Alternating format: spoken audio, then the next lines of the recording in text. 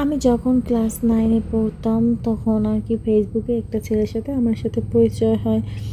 তো প্রথম আমি তেমন কথা বলতাম না, নক করতো, সবসময় নক করতো, সবসময় ফোন দিত, মেসেজ দিত।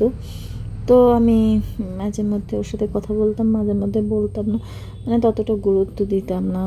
তো হঠাৎ করে একদিন এরকম মানে কথা বলতে বলতে একদিন ভালো বন্ধুত্ব হয়ে গেল আমাদের মধ্যে। তো মাঝে মধ্যে আমার দুষ্টুমি করে বলতো বউ, জান, এগুলো নাকি বলে বেস্ট ফ্রেন্ডদেরকে। তো ওই তো ওর সাথে কথা বলতে বলতে আমার সাথে খুব ভালো একটা বন্ধুত্ব হয়। ও তারপরে আমরা এরকম কথা বলতে থাকি, বলতে বলতে ও আমার সাথে মানে আমি যখন যেটা বলতাম ও সেটাই করতো, যখন যাই বলতাম তাই করতো, মানে করতো না, শুনতো। মানে একদিন কথা না বলতে পারলে পাগলের মতো হয়ে যেত। মানে আমি ইচ্ছে করে কথা বলতাম না, ব্লক করে রাখতাম, বন্ধ করে রাখতাম নেট। তো বারবার এক একটা মানে ফেসবুক আইডি খুলে এরকম 5টা আইডি খুলছে, তো কথা বলছে আমার সাথে, এরকম ব্লক করে রাখতাম আর একটা আইডি খুলতো। তো যাই হোক, তো এভাবে কথা বলতে বলতে একদিন আমি ওর ভালোবাসায় মায়া পড়ে গেলাম। তো তো যাই হোক, তারপর আস্তে আস্তে আমাদের মধ্যে ভালোবাসা হলো।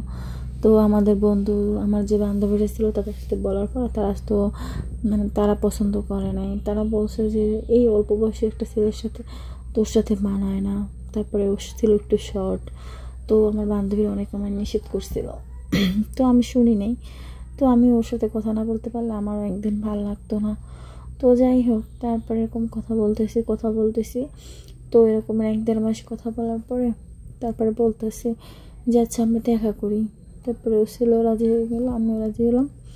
তো এরকম আমি আমার মাকে বললাম যে আমি একটু নানা বাড়ি যাবো, খুব এক প্রকার জোর করেই বলছি যে না আমি একা যাব, কারোর সাথে যাব না। তাই বলে অনেক বলার পরে রাজি হয়েছে। রাজি হওয়ার পরে তো দেখা করতে গেলাম। তো দেখা করে আমি বিকেলে বাসায় চলে আসছি, সেও বাসায় চলে গেছে। তো যাওয়ার পরে মানে পরে এরকম আবার 15 দিন পর ঠিক আমরা আবার দেখা করি। বলতেছে যে ঠিক আছে তুমি আসো, আমরা দেখা করি। তো আমি খুব ভোরে উঠে তো ওর জন্য রান্না করতেছিলাম। রান্না করে তারপরে আমার মাকে বলছি যে আমি আমার বান্ধবীদের জন্য রান্না করে নিয়ে যাবো, আজকে ওদেরকে খাওয়াবো। তো বলার পরে মা আর কিছু বলে নাই। তো রান্না করে আমি চলে গেছি ওর জন্য খাবার নিয়ে। তো সারাদিন ওর সাথে ছিলাম। বিকেল 4টার সময় আমি বাসায় আসি। তো বাসায় আসার পর কিছুদিন পর ও আমার একটা হাতের পিক, ওর সাথে একটা পিক মানে হাতের, তো সেইটা আর কি তুলে টিকটকে দিচ্ছিল। টিকটকে দেওয়ার পর আমার খালাতো বোন সেটা দেখছে, আর সেটা নিয়ে যত ঝামেলা শুরু হয়েছে।